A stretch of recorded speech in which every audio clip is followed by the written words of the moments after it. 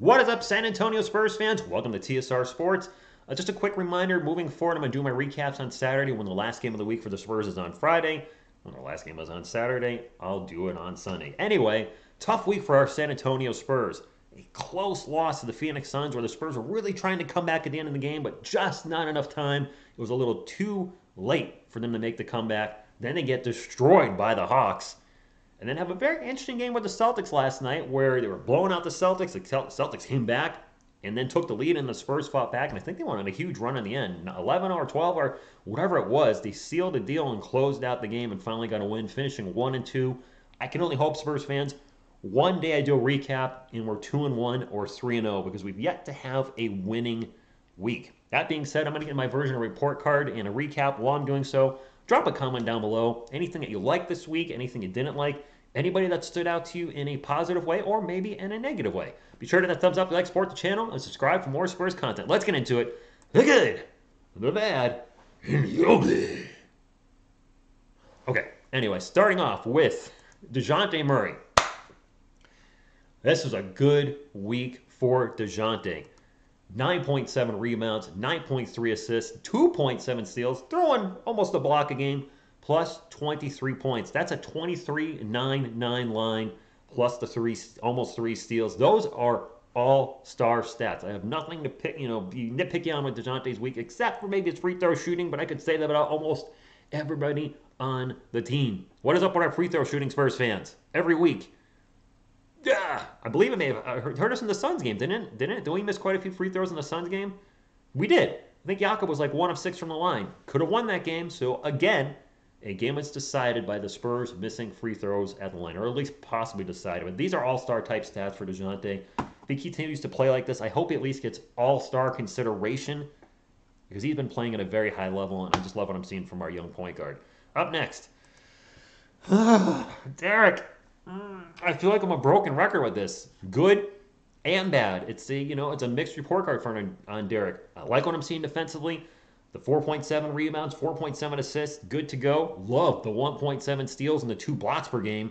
The 13.3 points, good to see him back up in double digits. But the field goal percentage, 36% for the week and only 25% from beyond the arc. It's not like he's taking bad shots, and he's been taking a lot of open shots, but for whatever reason, Spurs fans, they're not going in. And as long as he keeps missing his shots, it is going to hurt the team and not help us get wins. So hopefully Derek can turn things around sooner than later, whether he stays as a starter or comes off the bench. Up next, Brian Keldon Johnson. Overall, I thought this was a good week, except for the free throw shooting. 38%, come on, man. But still, like seeing the field goal percentage and three-point percentage, both over 50% or higher. Double-digit scoring, 13.3 points per game, 7.7 rebounds, and he is the spark plug for this team. He had a huge dunk last night on, I think it was Grant Williams, just dunked on him and landed on him, and stuff like that fires up the team, and you need a player like that that can just get the whole team off the bench and just, like Keldon does. So overall, I thought it was a good week. KBD, Keita Bates Diop. You know what? It is what it is. He's got limited offense. That being said, I like what I see defensively. He got to start all 3 games this week with the absence of Doug McDermott, so this was a good week. And it should be noted for you analytics folks, out of the plus-minus for the Spurs, he actually had the best plus-minus. So even with this limited offense, he is making a difference out there, and I do feel like he's a defensive upgrade over Doug McDermott. I think he's about an inch taller, and I'm pretty sure he has more length, if you will, wingspan. So KBD, you know what? Considering you got thrust in the starting role, I like what you did. Up next, back and looking healthy, Jakob Poeltl. And Jakob, I thought you had a good week. Jakob played about 32 minutes a game, so clearly seems like he's okay. He shot better from the free throw line. I know 42% looks pretty terrible, but he was under 30% before this week, so at least he's starting to trend in the right direction and averaging a double-double. That's what I expect from Jakob. I don't expect 20 and 10, but 12 points per game and 10 rebounds, I'll take that on a regular basis. Let's get to our bench.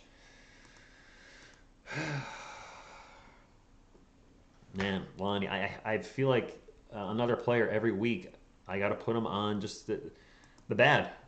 Another week under 40%, struggling from beyond the arc. 30% is not terrible, but he was one of our best three-point shooters, and he's been struggling this year and at times. And 8.7 points per game is just not going to cut it. We need more from him. And like Derek, he's not always taking bad shots, and he's doing a lot of great stuff with his athleticism, but the shots just aren't going in for whatever reason. And this, again, is a contract year for Lonnie Walker. If he continues to play at this level, shooting around 40% or worse, and averages 10 or 11 points per game, I don't think he'll be back as a Spur next year. I don't think they'll re-sign him. We have a ton of guards, and we need people that, can do more, if you will, to stay on the roster. So Lonnie, I hope you turn it around, because if you don't, you might not be here next year. Up next, Drew Eubanks. Man, this is kind of an ugly week for Drew. Didn't shoot well from the field, 30%, but his minutes got severely reduced down to, he averaged 8.3 minutes per game this week, and his plus minus was actually almost the worst on the team at -6. And just, I'm not sure what his role is going to be moving forward. Are we going to see Jacques Lindell more at some point? What's going to happen when Zach Collins is ready to go in about a month? I don't know, but I think Drew may have definitely peaked minutes-wise with Jakob out for 2 weeks with health and safety protocol, and he got thrust into the starting lineup. But I don't know what's going to happen moving forward with Drew as the season progresses. Up next, a pleasant surprise this week, Trey Jones. Man, I thought he played very well. I'm going to give him a good rating. He was scoring regularly. Now, granted, a lot of the shots were close to the paint, or in the paint and close to the hoop, which is why he shot about 73% from the field. But you know what? 7 points per game in only 12 minutes. And he was still, contributing a little bit here and there with the rebound here and there and assists there and there. I like what I'm seeing from Trey Jones, a second-year man who's played so little, is showing us potential off the bench.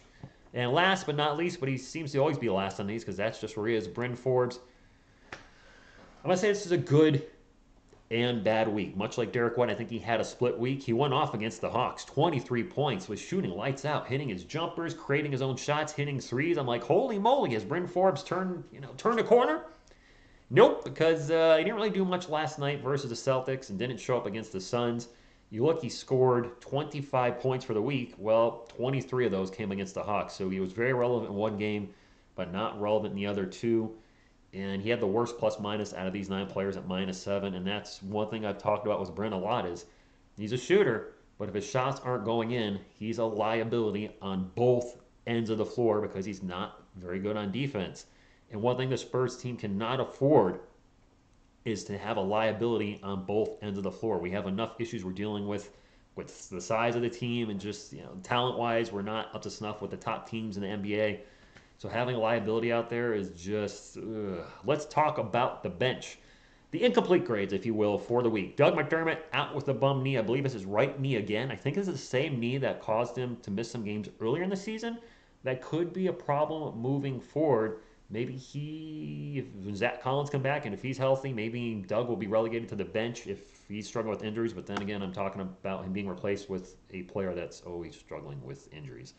Anyway, Devin Vassell missed last night's game against the Celtics because of a quad injury. He kind of had a mixed week. He was great versus the Suns, dropping 17, but struggled versus the Hawks, dropping only 3. I don't know when he'll be back. The Spurs are off today. The Spurs are off tomorrow, so maybe he'll be ready to go Monday versus the Wizards. Thaddeus Young played in all 3 games, but much like Drew Eubanks, his minutes are getting reduced. He only played 6 minutes per game, and I guess Pop's plans maybe moving forward are going to be Jakob with 32 minutes roughly, and then the other 16, you're just going to go whoever's got the hot hand between Drew and Thaddeus, or maybe Jacques. Speaking of which, Jacques Lindell played 5 minutes this week. He had a thunder dunk of justice.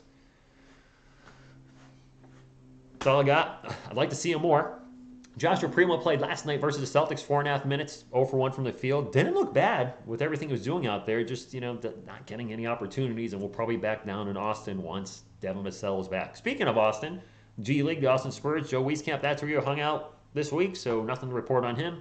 And Zach Collins, I think he's been working out with the Spurs. I've seen some reports, so it looks like he's trajecting to be ready after Christmas. I don't think we're going to see him in 2021, but he may make his debut sometime in January. And I'm very excited because one ugly grade I want to give out this week, not in regards to the players, but what Pop and the team are doing with this micro ball lineup. It's not even small ball. I feel it's micro ball where it's 4 guards and a forward. I don't like it. If it works, that's great, but overall, I think we're just too darn small, especially when I see something like Trey Jones, Bryn Forbes, Lonnie Walker, Derek White, and maybe like Thaddeus Young. I'm like, we got one guy that's 6'8", 6'9", and then the rest of the team is 6'5" or less. It's just too small. It's not going to work. but we're doing it. Maybe it's just because of lack of talent or size. I don't know why we keep doing it. I'd rather have. I just really want to see Jacques Lindell play at this point. The Spurs have a losing record. What's the worst that could happen if he starts getting 10 or 12 minutes a game? My player of the week. This should be no surprise. Dejounte Murray. How could I not give him the player of the week? 23, 9, 9, and almost 3 steals. Oh, averaged almost a triple-double again, as well as 3 steals. Shot a little better from beyond the arc at 33%. We're seeing Dejounte elevate his game. He's just, yeah. I feel like he had a running mate, somebody that was consistently, who we thought would be Derek White. If he could have somebody out there consistently scoring 17, 18 beside him, that would take some of the pressure off of him. But he's really doing a lot for this team, and I like what I'm seeing from Dejounte. So props to him for getting a player of the week. Up next, the Spurs got the Wizards, the Blazers, and the Golden State Warriors, who are one of the best defensive teams, if not the best defensive team in the NBA. So this could be another tough week. The Wizards are surprisingly really good this year. I believe they're 4th or 5th in the Eastern Conference. So this is going to be a tough week. But you know what? Don't matter if you have a bad team in front of you or a good team. You got to beat who's in front of you. And I really like to see the Spurs go 2-1 this week and start getting some wins. I still think we're going to miss the playoffs based on what I'm seeing from the team, but I want to see us competitive. I don't want to see double-digit losses, and we've seen way too many of those, like the Hawks game Wednesday night. So at least be competitive. And if you lose naturally, so be it. A lot of folks are calling for tanking. I will never want any of my teams to tank. But if you're losing, at least much like the last 2 seasons, can we give some of the young guys some more minutes? Why am I the young guys? Is like guys that aren't getting minutes, like a Jacques Lindell, maybe like a Joshua Primo. What the heck? If Zach Collins is healthy, get him out there and see what he's got. Either find out what he's got this year or next year, or be ready to move on in his 3rd year. That's all I got, my friends. Let's have a good week next week with the Spurs. I'll be live tomorrow for the Giants and Eagles. Quick plug. Doing my first NFL game in a while. I'll be live at 1 o'clock, and I'm sure I'll be raging at some point because the Giants suck. Anyway, that's all I got, my friends. As always, go Spurs, go!